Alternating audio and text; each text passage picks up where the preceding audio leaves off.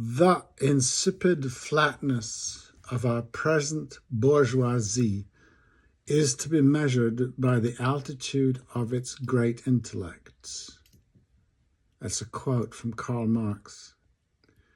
Well, I just encountered Dr. Robert Sapolsky on The Rest is Politics with my two, Alistair, whatever his name is, and Rory, whatever his name is. And I love these two guys because they articulate rather like Piers Morgan. They're not quite that, but they are absolute establishment, one Labour, one Tory establishment Brits. And so they're my roots. And I listen to them and I listen to them and I just almost entirely disagree with them. I agree that they are speaking about what England is, just like Piers Morgan does. And I listen to it and I go, yeah, that is what it is. Those are the things that operate, or those are the things that these chaps, these great intellects, as Marx says, of their society, are saying, and what they're exploring and how they're reconciling this with that, etc. And you know, they're onto the notion that the world is in trouble. I think one of the really seminal things about it is that they were politicians. Rory was a Tory politician, and Alistair was a Labour politician, and so they were in the game. And they trained to be in the game, and they were in the game. So they're useful to listen to. But what I'm hearing in my psyche, what I'm hearing is that nothing that they have had to offer for their lifetimes, their professional lifetimes, addresses any of the problems that they're talking about. So they get Mr. Sapolsky on, who's a good hippie-looking guy from California. And they keep asking him, it was interesting, Rory kept asking him, what do you get out of this? You know, you've written all your books and you're famous, and why don't you just put your feet up and watch television?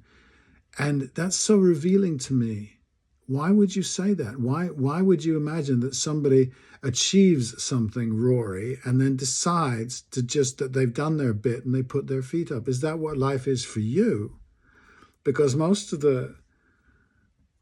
God, imagine if Noam Chomsky did that, or Leonardo da Vinci, or any of the people who we tend to call great in various fields. They keep going because they love it. They like thinking. Anyway, this chap, he was talking about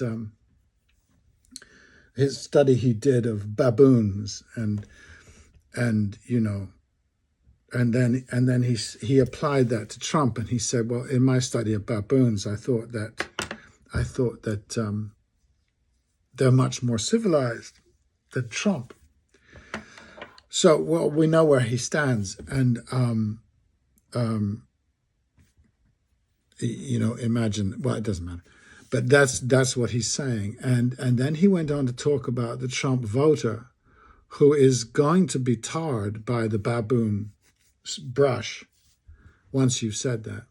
And he went on and he said this thing that the more I think about it, it just really gets my goat, is this: they're voting against their own interests.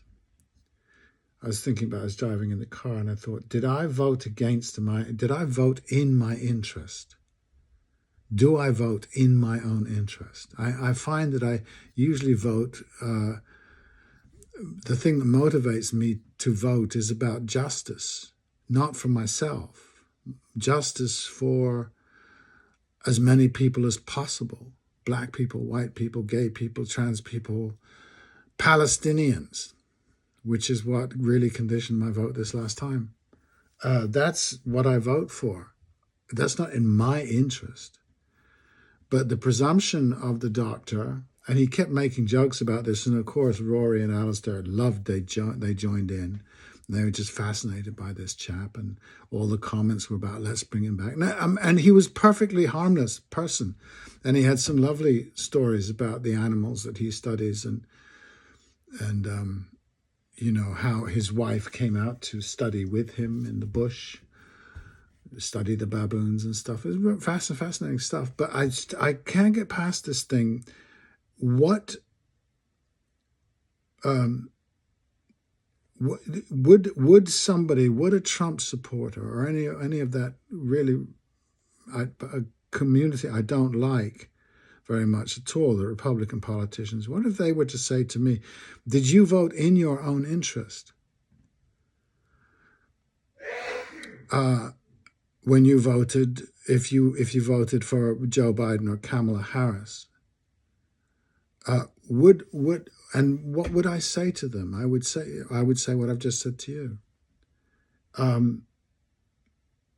So it seems that there's an agreement among people of, shall we call them the enlightened, the ruling class, the educated, whatever you want to call them, that it is okay to decide that a person who is, let's say, your age, my age, 785 years old, for me to say of them, who's lived a completely different life from mine, I don't know what they've experienced. I don't know how they processed what they've experienced. I have no idea. I have no idea what they consider to be in their own best interest.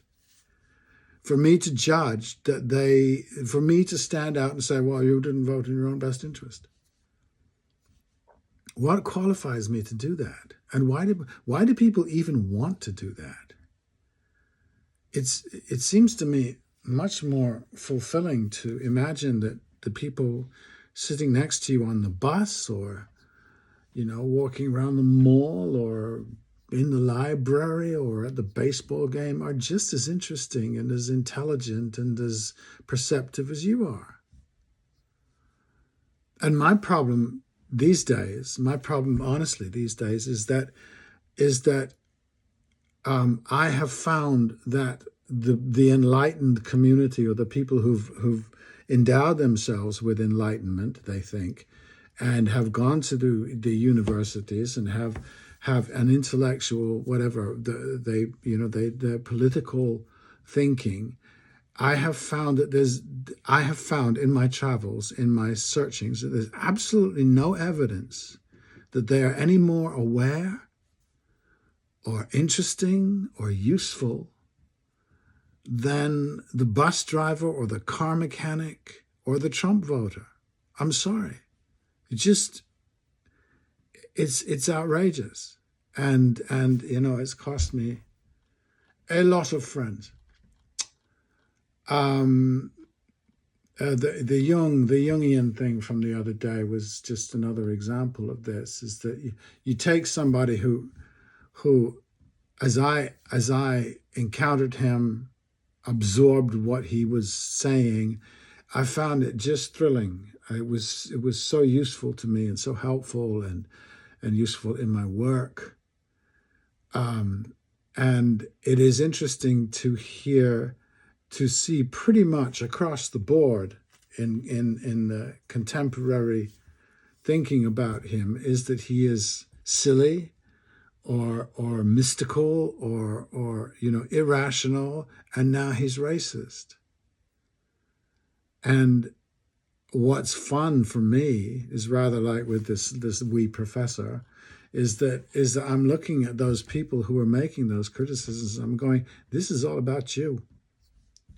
It's all about you. When your judgment on what you think primitive means, primal, instinct, nature, that's all about you.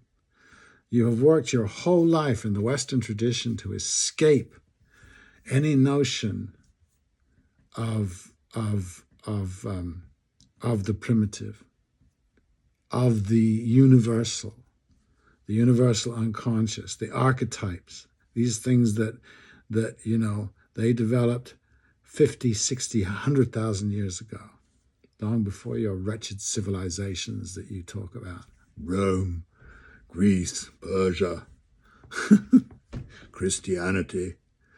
You know, this is so trivial compared to that kind of